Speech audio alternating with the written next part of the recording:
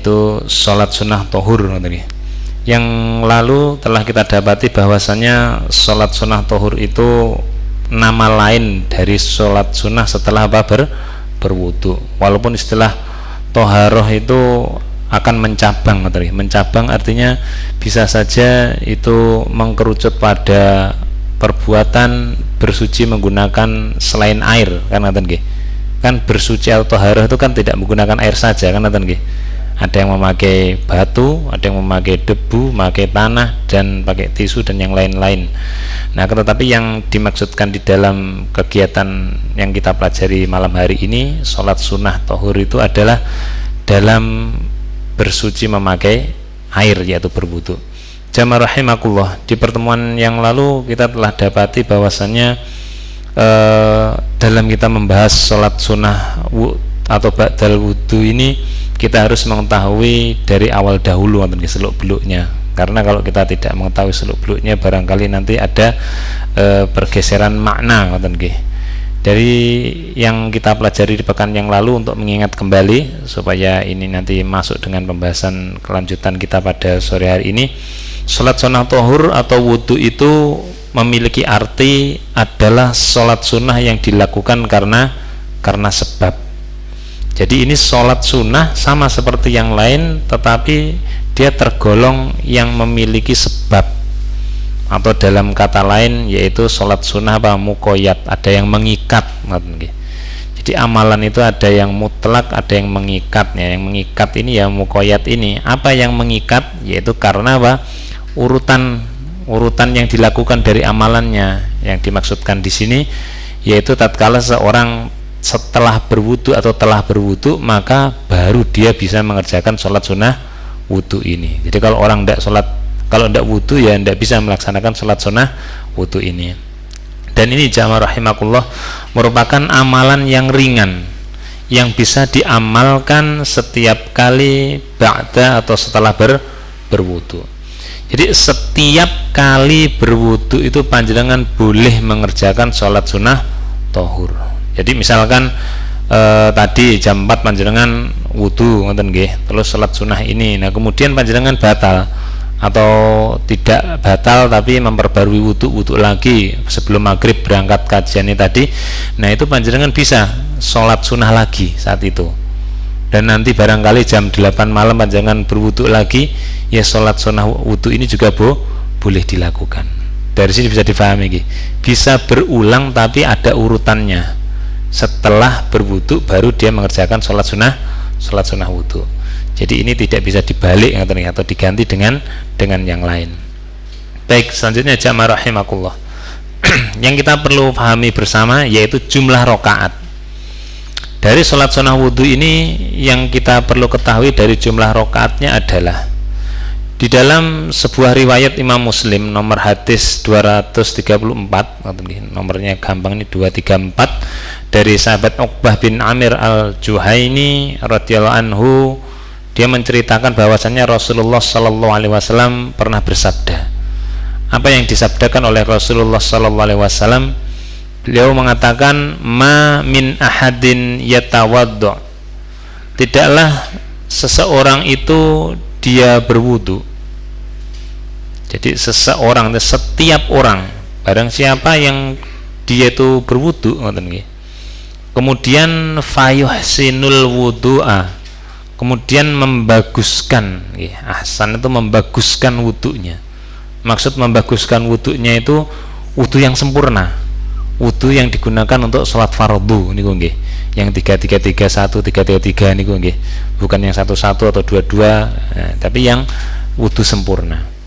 Kemudian wa yusalli raq'ataini, kemudian dia mengerjakan sholat dua rakaat. Nah, dari hadis ini kita dapati bahwasannya sholat sunnah wudu itu syaratnya adalah dia harus berwudu dulu dan wudunya wudu yang sempurna. Jadi dari hadis ini berangkatnya adalah wudu yang sempurna. Nah, barangkali kalau ditarik penjelasan yang lain, kalau kita wudunya 1-1 atau 2-2 itu bagaimana? Ya alangkah baiknya kalau kita mengikuti tuntunan ini. Rasulullah mengatakan kalau dia berwudu dan menyempurnakan wudunya, kemudian dia sholat dua 2 rakaat. Maka dari itu jamaah rahimakumullah, ini juga mengikat kalau kita mau sholat apa saja, baik sholat sunnah maupun sholat fardu, wudu kita tuh yang kita pakai adalah wudu yang sempurna, bukan wudu hanya untuk suci saja. Kan Rasulullah itu beliau senantiasa dalam kondisi suci karena beliau selalu berdekatan dengan malaikat, dan beliau ini berusaha untuk suci terus. Nah, maka tatkala beliau ya tidak suci karena suatu hal, mungkin karena buang angin dan yang lain, itu beliau ya mensucikan dirinya, baik itu dengan tayamum kalau kepepet, atau dengan air, baik itu airnya hanya wudu satu-satu atau dua-dua. Itu penjelasannya. Nah, karena Allah Subhanahu wa taala berfirman, a'udzubillahi minasyaitonirrajim, innallaha yuhibbut tawwabin. Sesungguhnya Allah itu mencintai orang-orang yang tawwabin, tawwab yang senantiasa bertaubat. Wa yuhibbul mutatahhirin, dan mencintai orang-orang yang senantiasa bersuci. Jadi yang suci. Nah, maka Rasulullah itu ingin mendapatkan kecintaan dari Allah dengan apa? Senantiasa bersuci, kondisinya suci. Sampai Rasulullah mengatakan, ditanya, kenapa Rasulullah kok selalu bersuci terus? Nah, Rasulullah mengatakan, saya kumpulnya dengan malaikat, saya malu kalau saya tidak suci. Malaikat itu suci, seperti itu. Dan dalam satu riwayat Rasulullah itu disebutkan, beliau ini tatkala didatangi oleh salah seorang sahabat, mengucapkan salam kepada beliau. Sederhana, mengucapkan salam, assalamualaikum ya Rasulullah. Rasulullah ini tidak segera jawab, padahal tuntunannya adalah apa? Kalau disalami harus membalas salam minimal sama, lebih baik ditambah satu atau dua, misalkan assalamualaikum, waalaikumsalam warahmatullahi wabarakatuh sebenarnya. Tapi Rasulullah saat itu beliau bertayamum dulu, plek, kemudian menjawab salam. Jadi beliau itu ingin di dalam menjalankan amal soleh itu dalam kondisi suci yang bisa mengakibatkan lipat gandanya pahala. Jadi bersuci itu bisa melipat gandakan pahala. Tentunya menggugurkan dosa yang di tangan, di mata, yang lain-lain, itu hadisnya yang sudah kita dapati dulu. Nah, itu satu amalan tersendiri ternyata wudu itu. Walaupun dia juga syarat sahnya sholat, tapi dia adalah amalan tersendiri. Dan di situ ada tambahannya, ya ini sholat dua rakaat. Ini menunjukkan bahwasanya wudu itu amalan khusus tersendiri, memiliki keutamaan dan ditambahkan keutamaan yang lain, yaitu dengan amalan ringan sholat dua rakaat. Ini amalannya ringan, tapi nanti akan kita lihat keutamaannya luar biasa.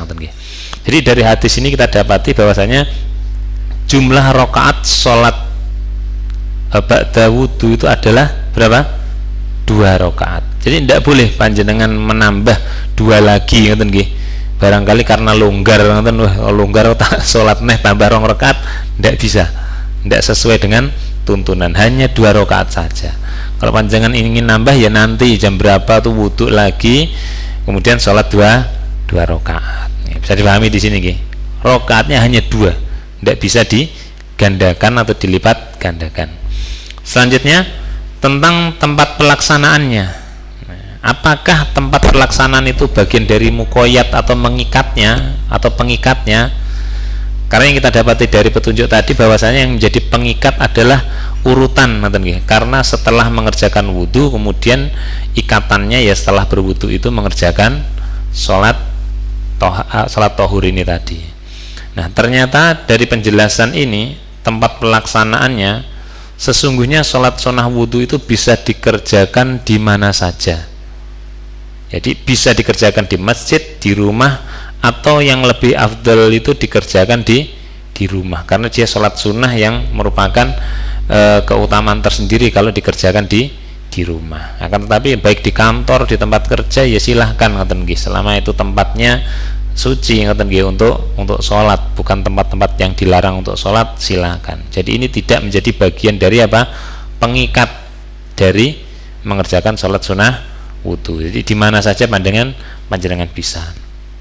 Baik, selanjutnya mengenai waktu pelaksanaan jamaah rahimakumullah. Waktu pelaksanaannya itu sesungguhnya bisa dikerjakan kapan saja. Kapan saja itu ya 24 jam. 24 jam silahkan mengerjakan, tapi syaratnya tadi setiap kali selesai wudu, urutannya berwudu dulu. Dan itu belum ada jeda waktu yang lama antara wudu dengan sholat sunnah. Jadi bersegera, jangan dipisah dengan kegiatan yang lain. Misalkan duduk-duduk dulu, mainan HP atau kemana, atau bahkan wudu di rumah terus berangkat ke masjid, sholatnya di masjid. Nah itu menyalahi aturan. Jadi tatkala panjenengan berwudu di situ, ya disitulah panjenengan harus bersegera mengerjakan sholat sunnah wudu. Jadi tidak ada jeda yang lama. Artinya ini berurutan, berurutan sebagaimana kata Rasulullah tadi, wa yusolli rokaatain, kemudian dia sholat dua rakaat. Bahkan menurut pendapat para ulama bahwasanya sholat sunnah yang karena sebab ini boleh dikerjakan meskipun di waktu terlarang. Kan waktu terlarang sholat itu ada lagi.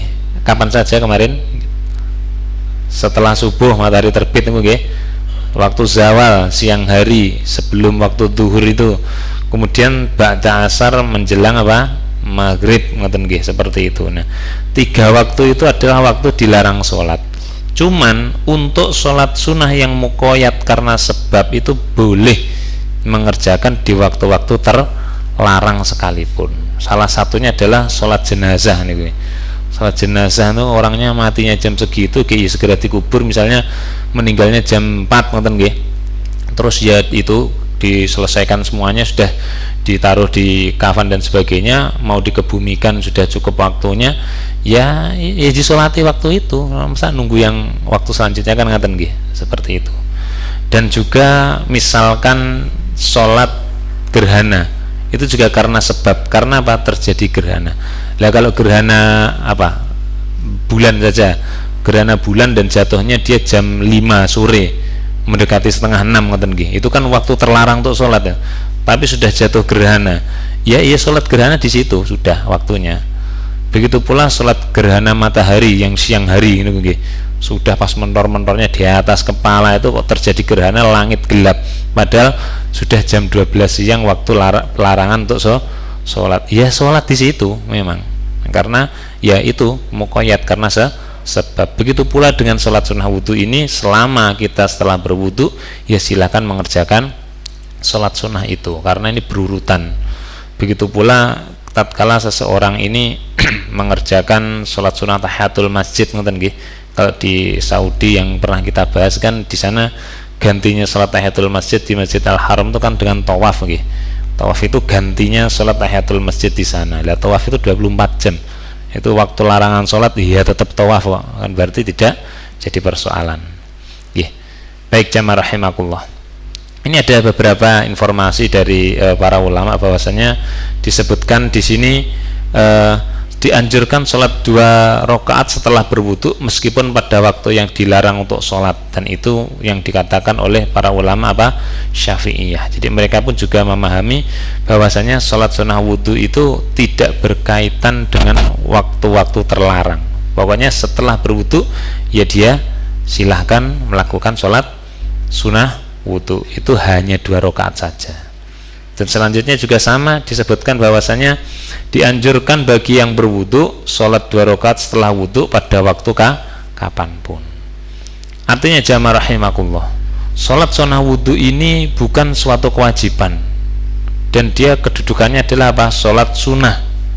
Sholat sunnah artinya kalau panjenengan berwudu kemudian waktu itu sangat mepet, tidak memungkinkan untuk mengerjakan sholat sunnah wudu, misalkan panjenengan kerja, kemudian azan sudah berkumandang baru boleh keluar tempat kerja, panjenengan mendatangi masjid itu sudah memakan waktu, sudah mulai iqomat, wudunya selesai. Pilihannya gimana? Kayak sholat fardu kan, sebagaimana dalam hadis Ibnu Abbas diceritakan tatkala waktu subuh itu, kalau azan dikumandangkan tidak ada sholat lagi melainkan itu sholat fardu. Jadi sholat sunnah pun harus dibatalkan. Kalau sunnah qobliyah subuh harus dibatalkan, segera mengikuti jamaah. Jadi ini menjadi kepenegasan bahwasanya sholat sunnah wudhu itu bukan suatu kewajiban, hanya saja itu keharusan saja kan ngaten nggih, dan akan mendatangkan keutamaan lebih bagi yang mengamalkannya. Jadi kalau tidak mengamalkan itu ya tidak masalah ngaten nggih, tidak apa-apa dan tidak berdosa. Jadi tidak memberatkan sebenarnya. Jadi di dalam hati kita jangan sampai resah, waduh iki mau ora iso salat anu ge sesuai komat, ya seperti itu pemahamannya ngaten nggih. Jadi kita jangan memberatkan diri dengan hal-hal seperti itu. Kalau ingin sholat sunnah wudhu ya bersegera saja wudhu dulu, kemudian sholat sunnah yang di waktu yang longgar. Baik jamaah rahimakumullah, kita masuk dalam pembahasan yang kemarin belum sampai, yaitu tentang keutamaan sholat sunnah wudhu. Sebelum kita masuk dalam keutamaannya jamaah rahimakumullah, pelaksanaan sholat sunnah wudhu ini di dalam hadis-hadis itu disebutkan untuk satu orang, untuk satu orang, sebagaimana hadis yang tadi disebutkan oleh Rasulullah Sallallahu Alaihi Wasallam, ma min ahadin yatawaddo, tidaklah seseorang min ahadin seseorang, satu, dia berwudu, wa yuhsinu al wudu, dan dia memperbagus wudunya, wa yusolli rakaataini, dan dia sholat 2 rakaat. Dari hadis ini kita bisa mengambil pemahaman bahwasanya sholat sunnah wudhu itu dikerjakan sendiri, tidak berjamaah. Ngoten nggih. Hadisnya mengatakan mamin ahadin yatawaddo, tidaklah seseorang itu berwudu, satu orang ngoten nggih, memperbagus wudunya, kemudian dia sholat 2 rakaat. Jadi pengerjaannya itu sendiri dan bersegera setelah berwudu. Jadi tidak usah bareng-bareng dengan temannya berangkat masjid tadi 2 orang dari kantor ngoten nggih, terus sama-sama wudu, setelah wudu itu yuk sholat sunnah wudu bareng-bareng. Nah gitu ya, tidak gitu tuntunannya. Dan ya jangan mengada-ada ngoten nggih, barangkali itu bisa dikategorikan dalam bid'ah ngoten nggih, karena memang tidak ada tuntunan. Bahkan contoh sholat sunnah wudu itu, ba'da wudu itu dikerjakan berjamaah. Jadi bukan berarti sholat sunnah itu boleh semuanya dikerjakan berjamaah, ya tidak semuanya, karena tidak ada contohnya. Itu yang terlewat dari pertemuan yang lalu. Baik, mengenai keutamaan jamaah rahimakumullah, rupanya sholat sunnah yang sangat ringan ini, yang dikatakan oleh sahabat Uqbah bin Amir al-Juhaini tadi di dalam riwayat Imam Muslim 234, Rasulullah bersabda yang mengetengahkan tentang apa? Jumlah rokaatnya. Ma min ahadin, tidaklah seorang pun atau seseorang itu dia berwudu, wa yuhsinul wudu'a, dan dia memperbagus atau menyempurnakan wudunya, wa yusolli rakaataini, dan dia sholat 2 rakaat. Apa yang dikatakan oleh Rasulullah Sallallahu Alaihi Wasallam ini menjadi satu petunjuk, kalau dia wudu kemudian dia mau mengerjakan sholat yukbil biqalbihi wa wajhihi alaihima, dan dia kerjakan apa? Biqalbihi, dengan hatinya ini, artinya dengan sepenuh hati, ikhlas karena Allah niatnya, dan juga ini karena tuntunan Rasulullah. Tuntunannya begini, saya mengikuti perintah sami'na wa ata'na, bukan karena sungkan, kancaku sholat sunnah wudu kayak bosku ya sholat sunnah wudu kok aku ora ngene kok di sini tidak gitu ngoten nggih. Itu tidak ada urusannya. Pokoknya panjenengan ada teman seperti itu dibully apa ndak, pokoknya yang penting panjenengan sholat sunnah wudu mengikuti sunnah Rasul dan perintah Allah untuk beribadah kepadanya nggih. Yukbil biqalbihi wa wajhihi, dan dia dengan menghadapkan wajahnya kepada Allah, alaihima. Jadi dengan mengharap wajah Allah, dia menghadapkan kepada Allah Subhanahu wa taala. Ini kuncinya di sini. Jadi namanya beribadah itu mukhlisina lahuddin, mukhlis, ikhlas, khunafa, dan dia lurus mengikuti tuntunan, illa, melainkan wajib lahu baginya al jannah, yaitu surga. Bayangkan guys, sholat sunnah ba'dal wudu yang dilakukan dengan sepenuh hati karena Allah, maka Allah wajibkan baginya mendapatkan apa? Surga. Tidak boleh luput dia dari para ahli jannah. Jadi ini bukan sesuatu yang sangat sangat bombastis. Masa sih sholat 2 rakaat ini kalau kontinu selama hidupnya itu diusahakan terus, maka jaminannya ya dia bisa masuk ke surga melewati pintu ini, pintu sholat. Salah satunya sholat sunnah. Jadi panjenengan percaya atau tidak bahwasanya dengan sholat sunnah ba'dal wudu yang cuman 2 rakaat, tidak perlu ditambah-tambah, itu bisa dilakukan berulang kali pokoknya setelah wudu, itu bisa mendatangkan kita atau memperbesar kesempatan untuk bisa masuk ke dalam surga melalui rombongan orang-orang yang mengerjakan sholat. Rasulullah pernah ditanya oleh sahabat, ya Rasulullah, doakan aku supaya aku bisa masuk ke dalam surga, artinya menemani engkau di dalam surga. Kan ditanya, kamu minta apa kepadaku? Aku ingin bersamamu di surga sana, menemani engkau ya Rasulullah. Tapi Rasulullah katakan apa? Bantulah aku untuk mewujudkan keinginanmu dengan engkau memperbanyak sujud. Kan ngaten nggih. Perbanyak sholat sunnah wudu, mau memperbanyak bisa, bukan kelipatan tapi berulang. Setelah wudu sholat lagi, nanti siang sholat wudu sholat lagi, seperti itu. Itu juga bagian dari hadis tadi, memperbanyak sujud. Nah, itu akan menjadikan apa? Asbab dia mendapatkan apa? Surga dari jalan apa? Ya sujud tadi. Jadi sholat ini bukan sesuatu yang sepele, sekalipun itu sholat sunnah. Orang menganggap remeh, sunnah oleh ditinggal nih, tidak dikerjakan apa? Tidak dosa, ya bukan itu. Tapi justru amalan yang ringan ini merupakan pintu surga yang paling mudah. Di dalam riwayat yang lain, jamaah rahimakumullah, dari sahabat Utsman bin Affan, dalam riwayat Imam Bukhari nomor hadis 160 dan Muslim nomor 222, Rasulullah sallallahu alaihi wasallam bersabda,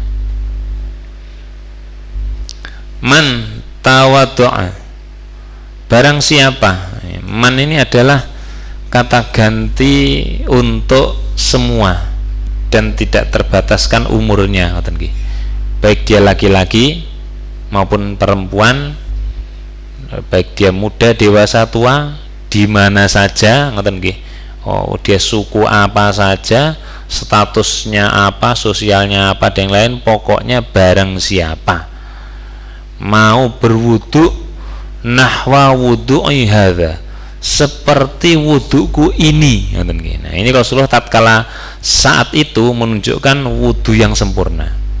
Jadi ini satu alamat lagi bahwasanya untuk bisa mengerjakan sholat sunnah ba'dal wudu itu wudunya wudu sempurna. Jadi Rasulullah menunjukkan, nah ini loh, kalau pengen tahu wudu gini ya, wudu hitungannya gini-gini, ini wudu sempurna. Nah, man tawaddu'a nahwa wudu'i hadza, barang siapa yang mau berwudu dengan wuduku seperti ini, thumma, kemudian koma, dia berdiri, farokaat, kemudian dia ya ruku, rokaatai, yaitu 2 rakaat, mengerjakan sholat 2 rakaat sekali nggih, 2 rakaat, bukan 4 rakaat, bukan 6 rakaat, 12 rakaat, bukan, cukup 2 rakaat.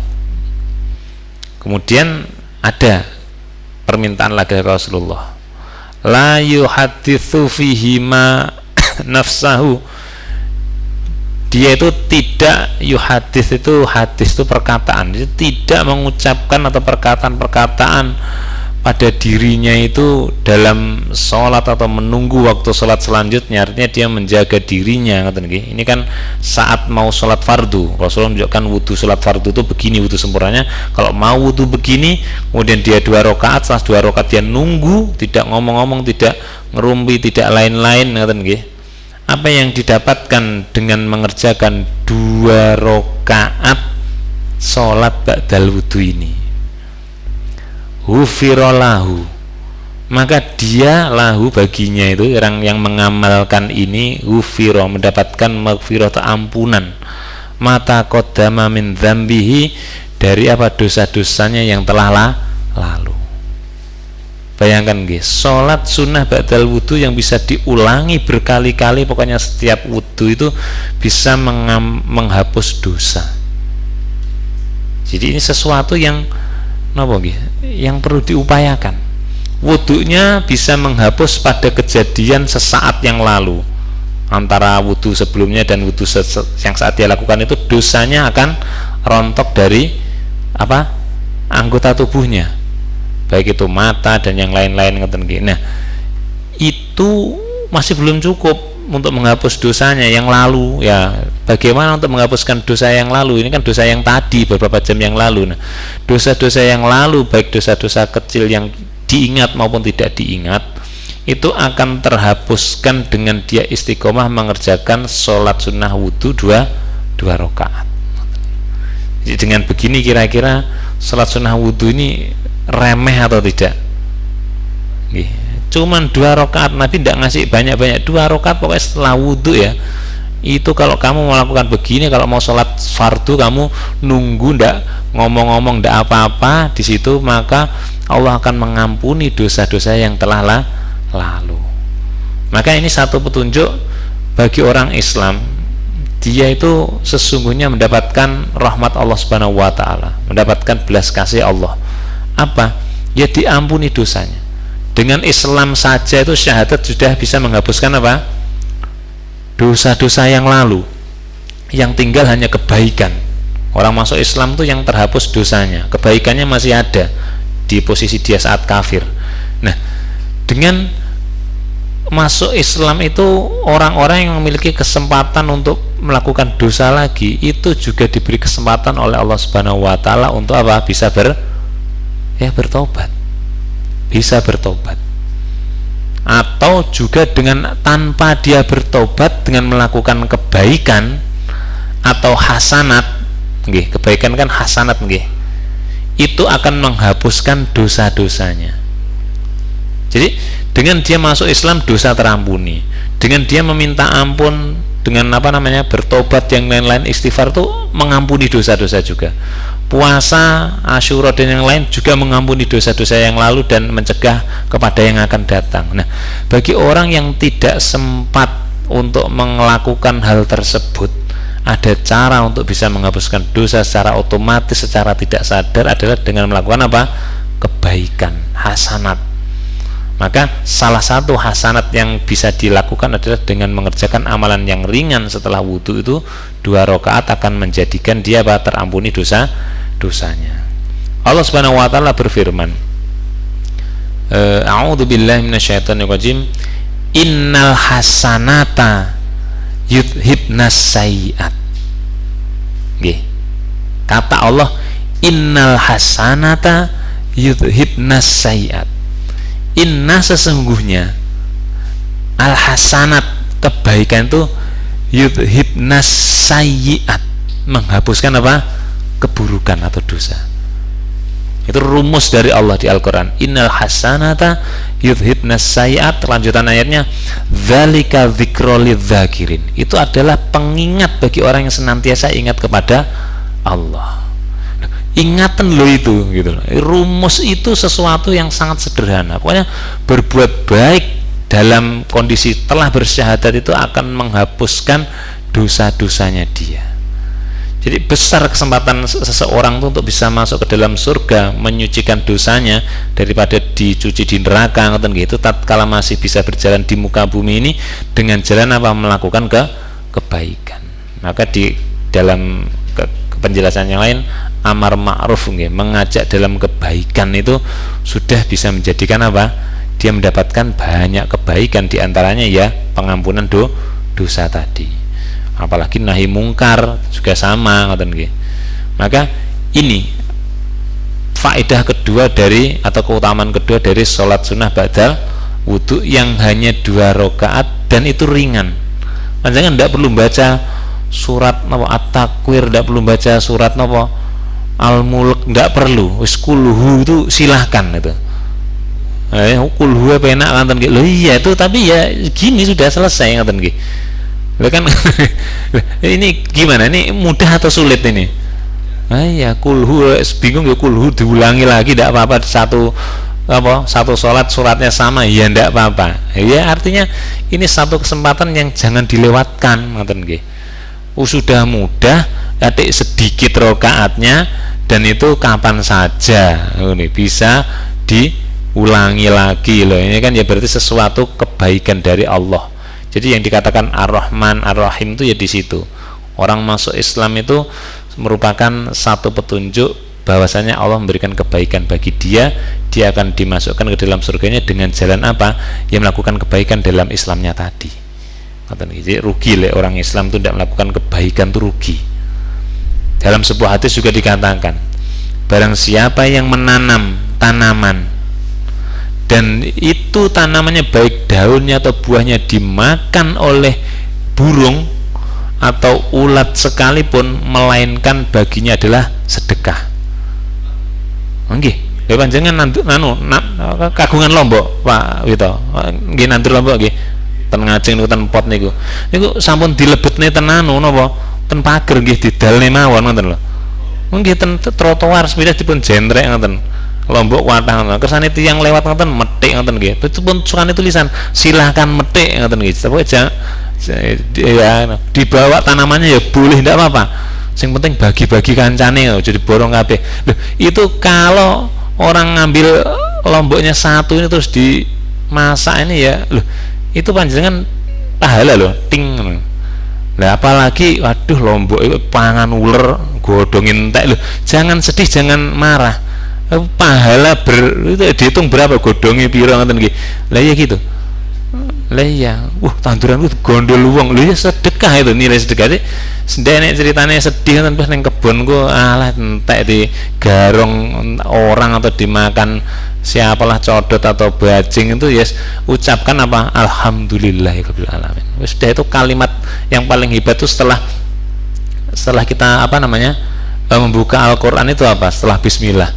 Alhamdulillah segala puji bagi Allah, memuji Allah sudah itu isinya itu kebaikan kita. Senyum saja sedekah ngoten nggih. Lho itu seperti. Enak ndak? Loh, pahala kita nambah banyak apa ndak kayak gitu. Nah ya itu. Ya bayangkan nggih, tanaman tuh kayak gitu sedekah lagi ndak usah bingung-bingung sedekah, ndak punya uang nandur sudah silahkan ngambil itu sedekah semua ngoten nggih. Nah maka jamaah rahimakumullah, amalan yang ringan-ringan itu sesungguhnya bisa mendatangkan apa? Pundi-pundi pahala. Fa amman thaqulat mawazinuhu fahuwa fi 'ishatir radiyah. Barang siapa yang amal kebaikannya ditimbang itu berat, maka dia masuk pada tempat yang penuh keridhaan. Wa amman khafat mawazinu fa ummuhu apa? Hawiyah. Lek dia ditimbang amalnya itu ringan, kebaikannya ringan, jomplang, berat keburukannya, masuk hawiyah. Apa itu? Dikatakan oleh Allah, kamu tahu enggak apa itu hawiyah? Narun itu adalah neraka. Nah, artinya dengan rumus Allah yang kedua adalah itu kalau mau masuk surga itu gampang, pakai amal kebaikan lebih banyak. Memperbanyak gimana? Ya banyak caranya, sederhana, tidak perlu uang juga. Nah itu rumus yang menggembirakan kita. Maka dikatakan di Al-Quran fabashirhu, berilah kabar gembira. Di runut tuh banyak kabar gembiranya. Itu tadi gembira ndak dengan kabar itu tadi? Gembira. Esok tak andur Lombok tak tok nih bu, tok nih kabeh gitu. Ya ndak apa-apa, silakan ngoten nggih. Itu malah bagus. Serasa disemprot ganti pangan cabuk napa uler ya itu sedekah ngoten nggih bene esuk nandurne kan ngoten nggih. Terus berarti lagi sampun jangan nandur kates ngoten kersane niku dirah codot niku niku malah sedekah tok niku dereng mengke lek napa isine merutuk tan putih-putih dados wit-witan enggal nggih niku walah ndak karu-karuan itu sedekahe gimana. Loh, itu loh, bangun aset loh niku, juga bangun aset. Itu aset yang tidak bergerak. Aset bergerak pahala kita kan di diri kita loh. Kita mati ya ndak iso menghasilkan pahala. Aset tidak bergerak ya kayak itu tadi. Sedekah apa ilmu ngoten nggih, anak kan ngoten nggih, in qata'a amaluhu illa min salasin, akan terpotong amalannya kecuali 3. Sedekah jariah, anak yang soleh, dan juga apa? Ilmu. Ya sudah itu. Ngaji kasihkan ilmu, sedekah ndak pakai duit bisa ngoten nggih. Anaknya didik yang soleh itu aset ndak bergerak. Kita mati dia yang bergerak jadi pundi-pundi amal. Maka ya proyek penghijauan itu sebenarnya amalan Islam ya. Penghijauan itu amalan Islam. Rasulullah mengajarkan ayo tanami itu karena apa? Itu seladang pahala ngoten nggih. Ngoten nggih langsung mikir bisnis aku tak nandur apa kan ngoten nggih. Baik, selanjutnya di dalam penjelasan yang lain jamaah rahimakumullah mengenai keutamaan tentang sholat sunnah wudhu, ada satu hadis yang sangat luar biasa. datang dari riwayat Imam Bukhari nomor 443 dan juga riwayat Imam Muslim 715. Diketengahkan dari seorang sahabat an Abi Hurairah, dari sahabat Abu Hurairah radhiyallahu anhu, semoga Allah ridha kepada beliau. Ini Abu Hurairah yang menjadi saksi sendiri. Anna Rasulullah sallallahu alaihi wasallam, bahwasannya atau sesungguhnya Rasulullah sallallahu alaihi wasallam itu qala berkata li Bilal, kepada sahabat Bilal. Ini dengar oleh Abu Hurairah. Abu Hurairah merekam kejadian itu dan diceritakan sampai kepada kita saat ini melalui hadis Bukhari 443 ini. Apa yang dikatakan Rasulullah kepada sahabat Bilal? Bilal ini sinten? Sinten Pak Wito? Bilal. Sahabat, ya sahabat Nabi memang. Apa profesinya? Nah, muadzinnya Nabi. Kerjaannya dia adzan di masjid Nabi. Sama satu sahabat namanya Abdullah bin Maktum yang jadi asbabun nuzul surat Abasa ini. Dia orang buta itu tuh muadzinnya Nabi yang untuk subuh, dua orang itu, satu fajar kadhib, satu fajar sodik. Nah itu dia adzan pertama dan adzan subuh. Ini Bilal. Bilal ini ditanya oleh Rasulullah. Heran Rasulullah dengan Bilal. Bilal itu tidak punya apa-apa, dia itu mantan budak, terus hidup dengan Nabi jadi muadzin itu. Jadi dia kan tidak kemana-mana kecuali ikut perang dengan Nabi. Ini Rasulullah heran. Ya Bilal, wahai Bilal. Dipanggil, "Hei Bilal, sini sebentar, aku mau bicara." Hadis itu keluarkan perkataan dari kamu. Apa? Bi arja amalin. Ceritakan tentang apa? Amalanmu saja, satu amalanmu, amil tahu yang kamu amalkan fil Islam, di dalam Islam ini. Jadi Rasulullah tuh pengen tanya, Bilal, awakmu ku amalanmu sing paling top ning gone agama Islam ki apa? Awakmu kan mlebu Islam ngoten. Kamu masuk Islam, coba ceritakan padaku satu amalan yang jadi andalan kamu ngoten iki. Nah, ngoten iki amalan andalannya Bilal. Jadi Rasulullah tuh jane ku ya adan yusmi runur amalan andalanmu ki apa? Kayak gitu. Rasulullah tuh begitu. Nah, maka ini perlu nanya ngoten nggih, spesifik ngoten nggih. Amalan andalan ngoten iki. Amalan sing mau andal nih ya, berarti yang diharapkan bisa mendatangkan kebaikan dan mengangkat derajatnya dia. Jadi namanya andalan tuh dia gantungkan dengan amalan itu secara istiqomah dan itu bisa mendatangkan kebaikan yang sangat besar bagi dia. Maka itu dipilih. Jadi ini satu petunjuk bagi kita bahwasanya di dalam Islam itu amalan itu banyak. Mulai amalan kecil, sedang, besar, sing luar biasa, sing berat, maksudnya yang sulit, terus butuh uang, butuh waktu dan yang lain-lain itu banyak.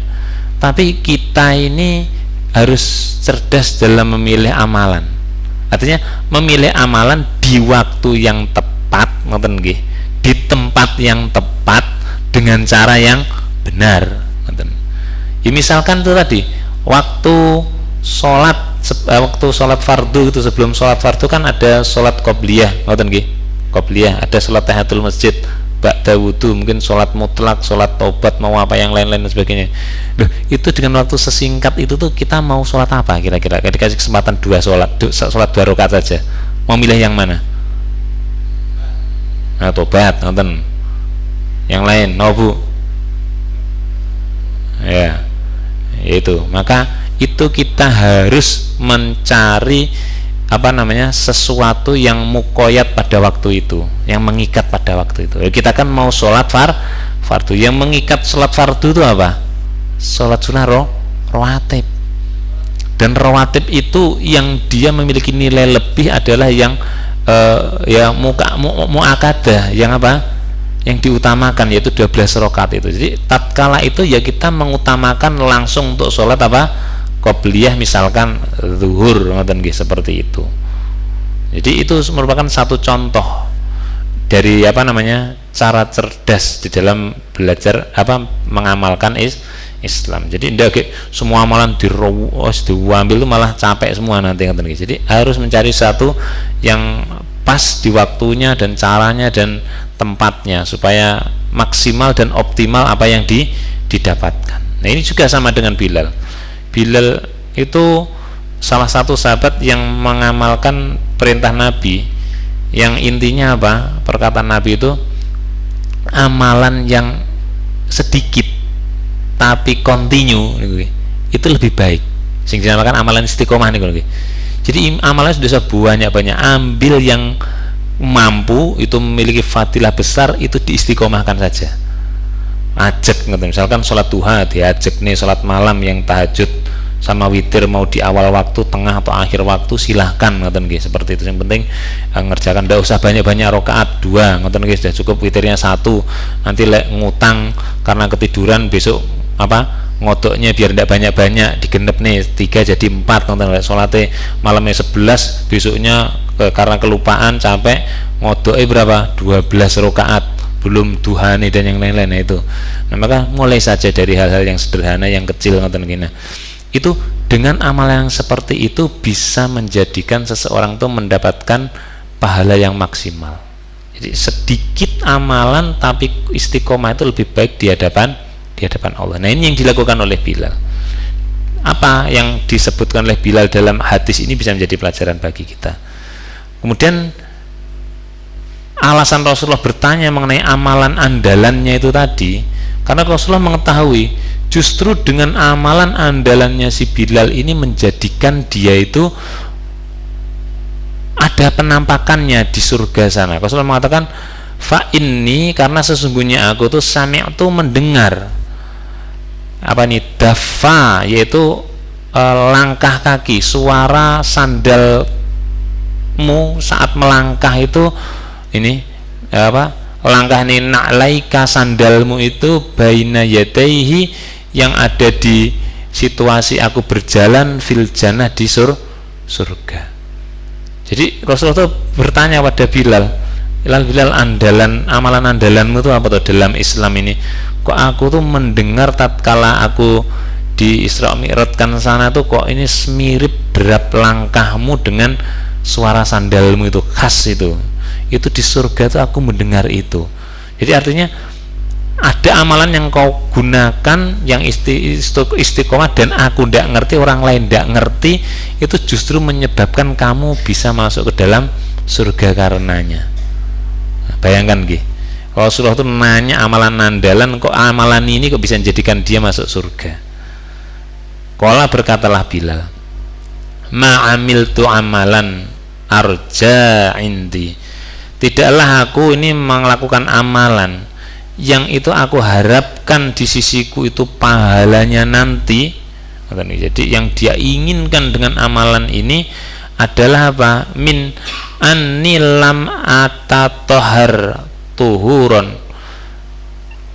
melainkan aku itu sesungguhnya tatkala bersuci itu fisaati, di dalam saat atau waktu, min laili au naharin, baik itu di waktu pagi lail, malam atau siang.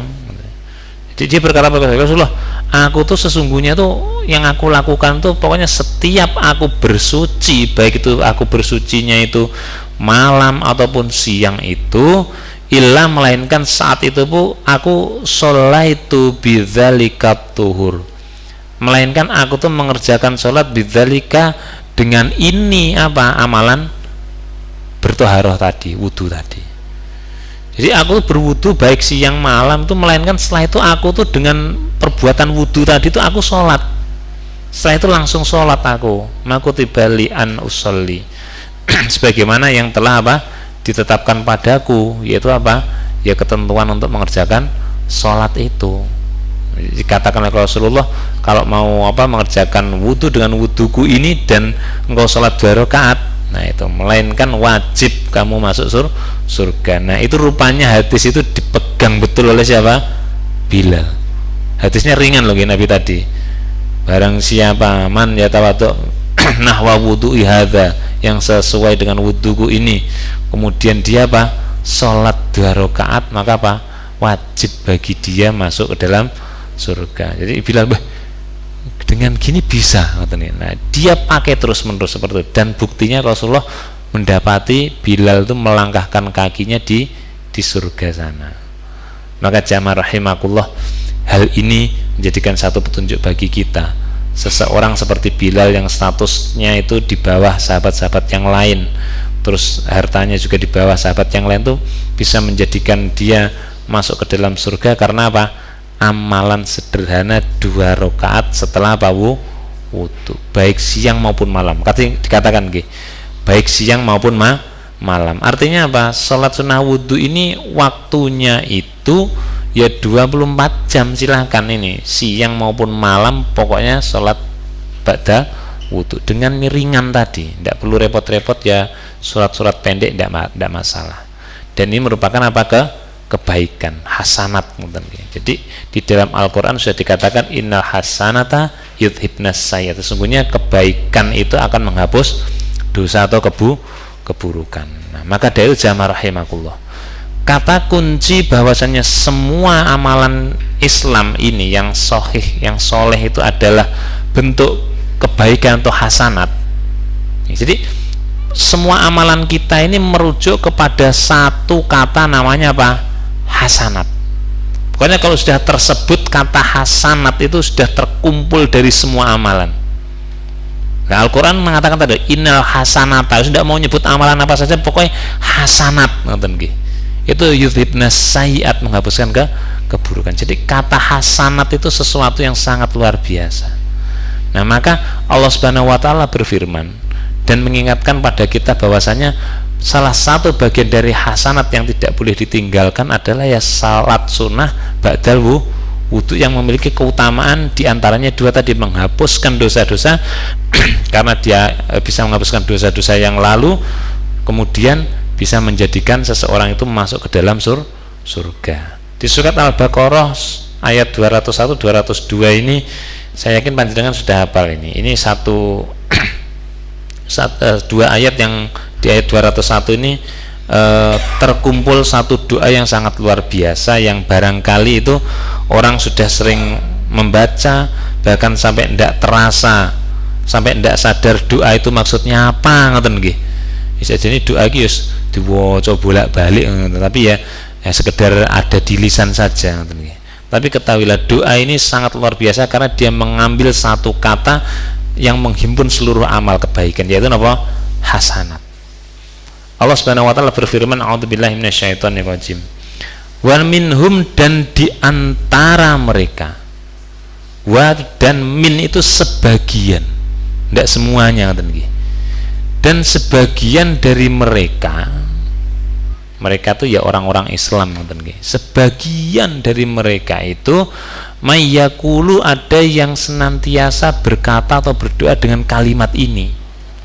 Tidak semuanya, tapi ini ada doa yang diajarkan oleh Rasulullah yang sangat luar biasa. Dan wa minhum, dan sebagian di antara mereka itu ada yang mengatakan Rabbana, wahai pemelihara kami. Pemelihara itu yang nyukupi, yang ngurusi, dan yang lain-lain, yang membereskan dan sebagainya.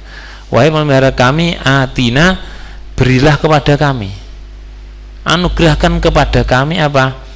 Fit dunia, tatkala dalam kehidupan dunia ini apa? Hasanat, kebaikan. Dia meminta kebaikan di dunia. Jadi sekali lagi, hasanat itu banyak. Nah, kita harus mencari di antara hasanat itu yang mampu kita lakukan. Bila ngambil hasanat tadi, yaitu salat sunnah ba'dal wudu, diistiqomahkan. Iki wis ringan, poenak, iso bolak-balik, itu saja, ngoten iki. Jadi ada yang meminta hasanat, ya Allah, berikanlah kepada kami di dunia itu hasanat. Tunjukkan hasanat di tatkala kami masih di dunia dan kami bisa mengerjakan hasanat itu. Wa fil akhirati, dan di akhirat itu juga menjadikan apa? Hasanat pula, kebaikan. Jadi kebaikan di dunia ini akan menjadikan apa? Kebaikan di akhirat pula. Ya Allah, anugerahkan kepada kami kebaikan di dunia, dan itu kebaikan itu juga kami dapatkan di akhirat. Jadi hasanat itu ada 2 yang diminta di kehidupan dunia dan akhirat. Waqina, dan peliharalah kami azaban nar, dari azab atau siksa atau azab an-nar, neraka. Jadi Rasulullah Allah mengatakan ini loh, ada hasanat yang cukup banyak, tinggal milih dari yang mudah, yang sulit, yang luar biasa, yang rumit ini, itu silakan dipilih. Jadi tidak semua orang tuh menilai sunnah-sunnah Nabi yang ringan-ringan itu sebagai hasanat, ya, sebagai kembangan saja, kan, ngoten nggih. Tapi sekali lagi itu hasanat loh, jangan diremehkan. Itu termasuk dari hasanat. Jadi suruh sholat 50 waktu, kuat enggak? Nabi, enggak kuat Nabi, balik lagi minta korting sampai 5 ngoten nggih. Lah, ini ada sholat sunnah ngoten nggih, mudah itu masa akan ditinggalkan hanya sekilas saja 2 rakaat saja ngoten nggih. Maka ini bagian dari hasanat. Jadi ini satu yang perlu kita tegaskan, itu bagian dari hasanat, cari yang mudah, yang tepat sasaran, waktu, tempat dan yang lain-lain itu nggih. Nah, apa kalau seseorang itu sudah meminta hasanat dan dia dapatkan di dunia dan tentunya itu akan menjadikan di akhirat nanti, otomatis dia akan terpelihara dari api neraka. Hasanat salah satunya kan sedekah, ngoten gitu. Itakunar, takutlah kamu nar api neraka walaupun kamu dengan bersedekah separuh biji kurma. Loh, itu kan sedekah separuh biji kurma itu bisa menutupi, menamengi kita dari api neraka tatkala menjalani Siratal Mustaqim di surat Maryam itu. Jadi kita nanti akan melewati sirat yang ternyata jalan itu ada di atas neraka, membentang di neraka nih. Jadi semua orang nanti akan melewati neraka itu, yang selamat ya yang memiliki apa? Hasanat tadi. Hasanat tadi di akhirat itu bisa menjadikan dirinya terpelihara dari api neraka. Jadi doa ini sebagai urutan. Jadi ini mungkin kita Rabbana atina fid dunya hasanah, tapi lihat urutannya. Pertama meminta kepada Allah yang memiliki segala sesuatunya itu apa? Ya, kebaikan di dunia. Di dunia diminta dulu. Setelah di dunia itu urutan selanjutnya adalah apa? Itu mendatangkan di akhirat nanti. Kelanjutan, ini urutan. Nah, tentunya tatkala hasanat itu didapatkan di akhirat, menempel tetap di dunia diamalkan, di akhirat dipakai, maka otomatis dia akan terpelihara dari api neraka. Jelas nih, ini rumusnya berjalan. Tek setelah ini seperti itu.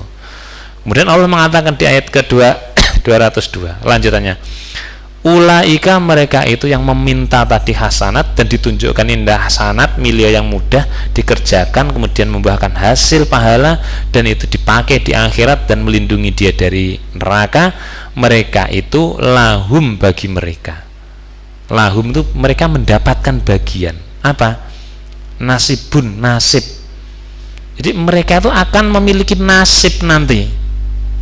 Nasib itu sekali lagi perlu diupayakan, bukan bagian dari ketetapan. Memang takdir itu ada dua, yang bisa dirubah, ada yang enggak, ngoten nggih. Nah, tapi nasib, ngoten nggih. Kan di ayat yang lain, wala tansa nasibaka minad dunya. Janganlah kamu remehkanlah nasibmu di dunia, ya tetap berusaha lah, ngoten nggih. Tapi nasib itu tetap diusahakan. Pengen bernasib baik, kan ngoten nggih. Berusaha enggak? Berusaha ya. Nasib itu akan ditentukan tatkala dia tadi meminta, berdoa. Doa itu meminta kepada Allah, dapat meminta hasanat, dapat hasanat, hasanatnya itu dipakai di akhirat dan kemudian dia selamat dari api neraka.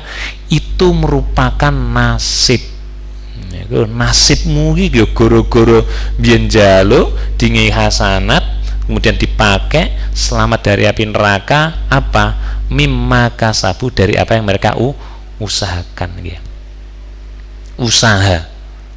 Jadi, nasib itu akan didapatkan karena apa? Usaha.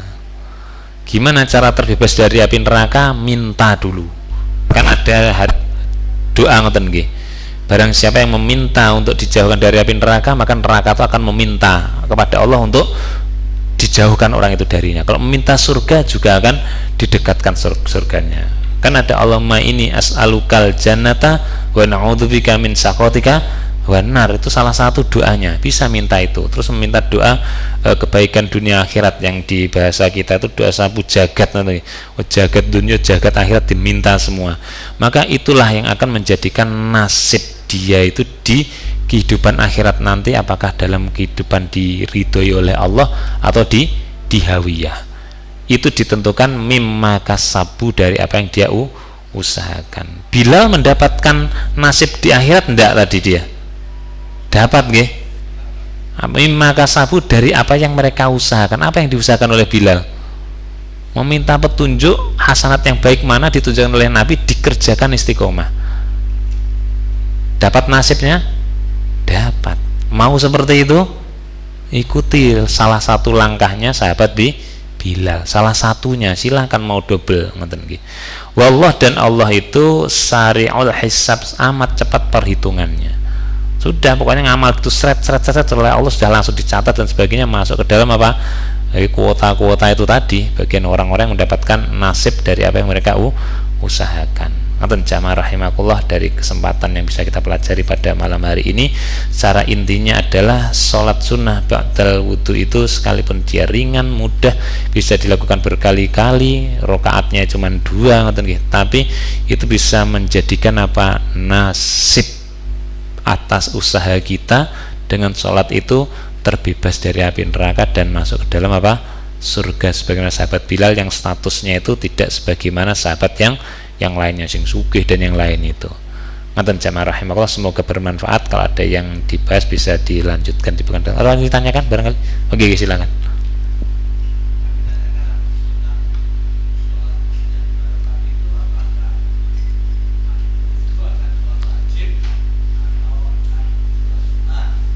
Oh, ngaten. Jadi ada pertanyaan bagus. Nggih.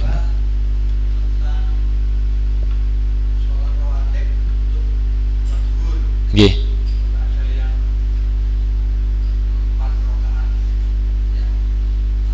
Nggih. Nggih. Oh, nggih. Ini ada 2 pertanyaan sebagai penutup jumpa kita malam hari ini. Silahkan ada yang mau minum atau nggih. Pertanyaan pertama tadi, sholat sunnah ba'dal wudu ini apakah untuk sholat sunnah yang fardu, untuk sholat wudu sholat fardu atau wudu yang sholat sunnah, ngoten nggih. Jadi kembali ke pembahasan awal tadi, kalau kita mau sholat baik sholat fardu maupun sholat sunnah, wudunya harus wudu sempurna. Kuncinya di situ. Kalau mau sholat wudunya sempurna, sholat sunnah atau sholat fardu. Nah, sehingga dengan itu kita kemudian berkesempatan mengerjakan sholat sunnah ba'dal wudu. Bisa diambil kesimpulan gitu Pak Wito. Artinya apa? Ya sholat sunnah atau sholat fardu pun kita bisa mengerjakan sholat ba'dal wudu selama wudu kita itu wudu sempurna. Kalau memang kepepet sih tidak apa-apa, airnya cuma sedikit, wudunya wudu satu-satu, sholat ya sah sebenarnya. Sholat fardu pun ya sah, karena apa? Kepepet, terbatas ngoten nggih. Wudu satu, tangan satu, kumur satu, kaki satu, kan tidak 3-3, tidak 2-2 ngoten. Kan wudu ada 3, wudu 1-1, 2-2, 3-3 sempurna itu tadi ngoten nggih, seperti itu. Nah, wudu satu-satu itu tidak apa-apa, hanya untuk suci saja. Tapi itu juga boleh dilakukan tatkala ya air sedang minim ngoten nggih, yaitu wudunya satu. Itu boleh, syarat sah sholat sudah sah, dia sudah suci dan bisa mengerjakan sholat. Tapi yang dibatasi di dalam penjelasan kita ini tadi, yaitu sholatnya dengan wudunya Nabi tadi nggih. Nahwa wudu'i hadza, dengan wuduku ini kan ngoten nggih. Jadi wudu sempurna. Terus kemudian pertanyaan yang kedua adalah sholat sunnah rawatib. Ini sebenarnya nanti akan kita bahas agak jauh, belum waktunya. Sholat sunnah rawatib untuk zuhur itu apakah 4 rakaat di awal atau dan 4 rakaat di akhir atau 2 rakaat di akhirnya atau ba'danya. Jadi yang saya ketahui itu ada 2 hadis memang. Hadisnya yang menyebutkan Rasulullah itu tatkala sholat zuhur itu beliau qobliyahnya 4, ba'diyahnya 2, dan itu merupakan bagian dari yang mu'akadah, yang ditentukan lebih utama atau ditekankan itu kan 12 rakaat niku nggih. Qobliyah subuh 2, 4 rakaat sebelum zuhur, 2 rakaat setelah zuhur, 2 rakaat setelah maghrib, 2 rakaat setelah isya. Yang zuhur tadi depan 4, belakang 2. Itu berbicara mu'akad, hadis tentang sholat sunnah mu'akadnya, rawatibnya. Tapi dalam riwayat yang lain, kalau panjangan punya Riyadhus Shalihin, buka di buku kedua, keutamaan sholat sunnah rawatib duhur, itu nanti di hadis yang kesekian itu disebutkan, barang siapa yang menjaga sholat sunnah setelah duhur 4 rakaat itu total, berarti 2 rakaat maka diharamkan dia dari api neraka. Jadi kalau 4-nya yang sebelumnya itu dan 2 sesudahnya itu untuk mencukupi muakadahnya, tambah 2 lagi itu yang itu wairu mukaat, yang tidak muakadah, tidak ditekankan, tapi itu memiliki fadilah, itu akan dilindungi dari api neraka. tambah 2 lagi. Oke, jadi sebelumnya 4, setelahnya 2, terus nambah lagi 2 lagi. Jadi totalnya 4 depan, 4 belakang. Nah, itu kalau begitu nanti plus mendapatkan perlindungan dari api neraka, hadisnya gitu. 2 rakaat itu bisa mendatangkan perlindungan dari api neraka. Perlu enggak tuh? Oh iya gini, bukan 12-14 nya itu tidak. Jadi kita berbicara muakad dan ghairu muakad.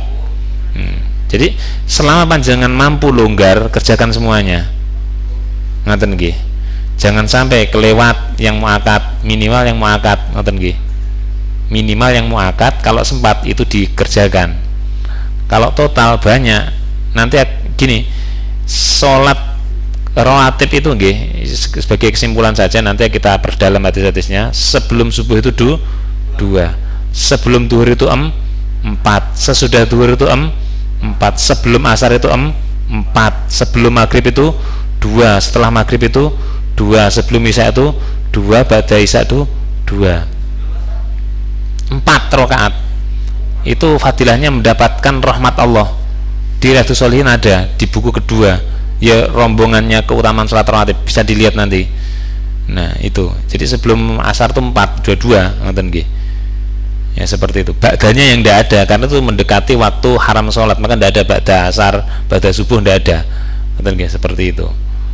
Nah itu kesimpulannya. Nanti akan kita perdalam hadis-hadisnya di waktu pembahasan sholat rawatib, cukup lama nanti, cukup panjang kita membahasnya. Itu yang bisa kita pelajari, semoga bermanfaat. Wallahu a'lam bishawab. Barakallahu li wa lakum fi hadzal majlis. Rabbana la tu'akhidhna in nasina aw akhtana, rabbana taqabbal minna innaka antas samiul alim. Wassallallahu Muhammad wa akhiru da'wana anil hamdulillahi rabbil alamin. Wassalamualaikum warahmatullahi wabarakatuh.